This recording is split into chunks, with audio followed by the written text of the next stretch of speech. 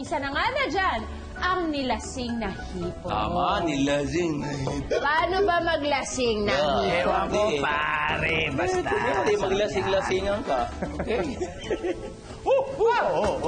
Chef, I just want to commend you Yes. for this wonderful kamote juice. You know, I'm so proud of you. thank you. You know, this is all about Filipino na hindi mo na kailangan gumawa pa ng anong mga bagay. So, think about creativity or innovation. So, nagagawa ko sa farm. Pag may farm ka, magagawa mo yan. So, mag-farm muna juice. ako. Yan, sarap. Alright. Now, Hipon. Tapos tequila.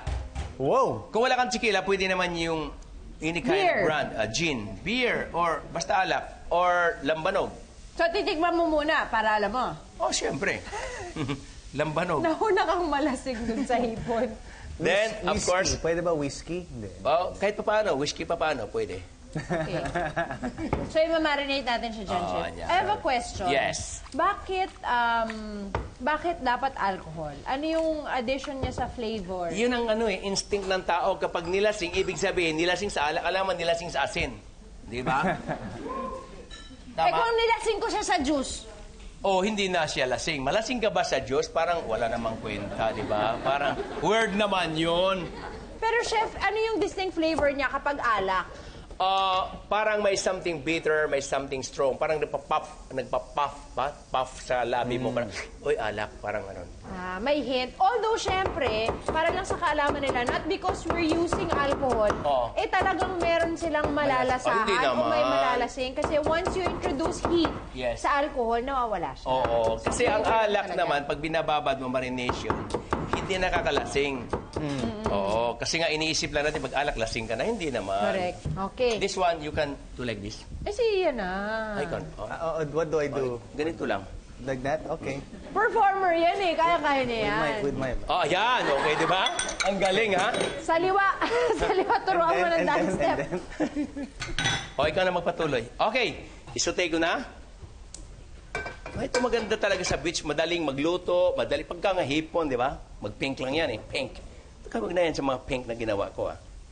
Madali Masarap lang. yan, masarap Of course, yan. a little I'm butter. excited. Then, a little bit of oil or any kind, olive oil, etc. ang oil. Pwede po. Unahin ko muna ang, siyempre, Pilipino tayo, so garlic. Sabay ko na yung garlic.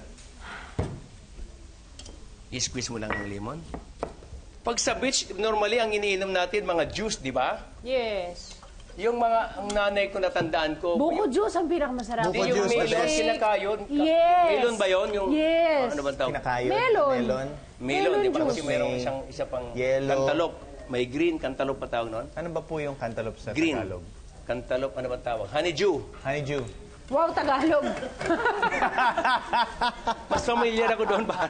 Tama. Mas familiar Sumikat Pero kasi gets yung mo. honeydew eh. Oo, di ba? Pag sinasabing, Pag sabi mo honeydew, ano yun? oo, di ba? Green na melon. Green na melon. Oo, di ba? Sinsya na po, ganyan kami sa Bisaya eh. Sarap. Favorite ko yung melon na yan. Nung bata ako, chef, nung Oh? nag-aaral ako sa UP, sa loob ng campus. Chef, Oh, sa UP Elementary. talaga nag-aaral. Ikaw, graduate ka sa UP? Hindi, hanggang high school lang. Ah, wow.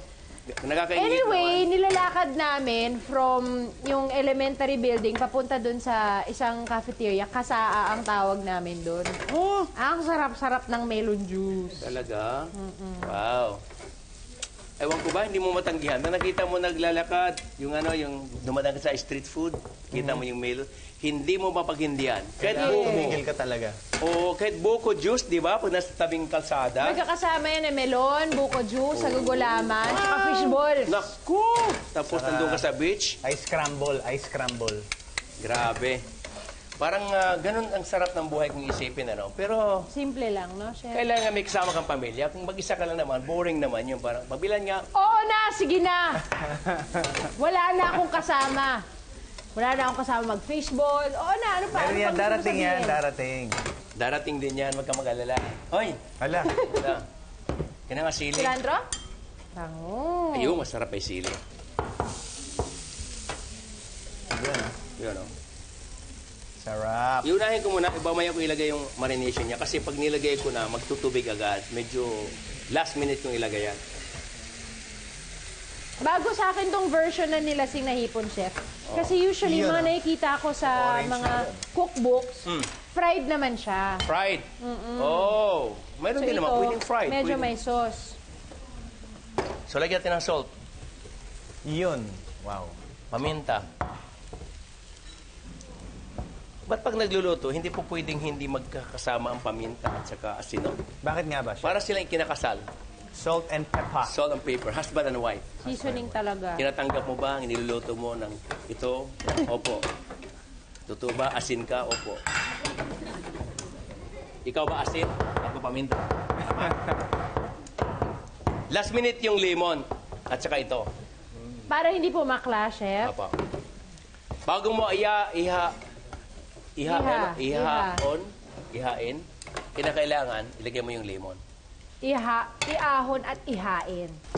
So, ilagay na natin ito. Kasi display. Alright. You know. Wow. Wow, sarap. Glossy, shiny. Ang bango talaga pong may tequila, oh. Wow. Sarap niyan, chef. Tapos Gusto ko magkakamay kamay. ka. Naka-ikot lang kayo. Yun, oh. Ayun, oh. Kunti na. 1 minute na lang. Ganda ng Bitsin na. kulay. Chef, question. Yung ganyan pagluto, di ba nilagyan natin ng labuyo, tapos hiniwa natin, so yung anghang niya nalilipat. Yes. Pero chef, yung green chili, di ba ito yung siling haba? Pag isinama mo siya sa ganyan pagluluto, meron Ito. bang anghang Mayroon. lumalabas Pero mild din? na. Mild. So, now, ito na. Ang ating ikalawang panalong dish natin sa ating special beach boil ngayong gabi. Nilasing na hipon. Itabi muna natin bago Yes. natin ilagay yan. Di ba, Bettina? Oo. Dito lang muna yan sa tabi. Yan. Tama, chef.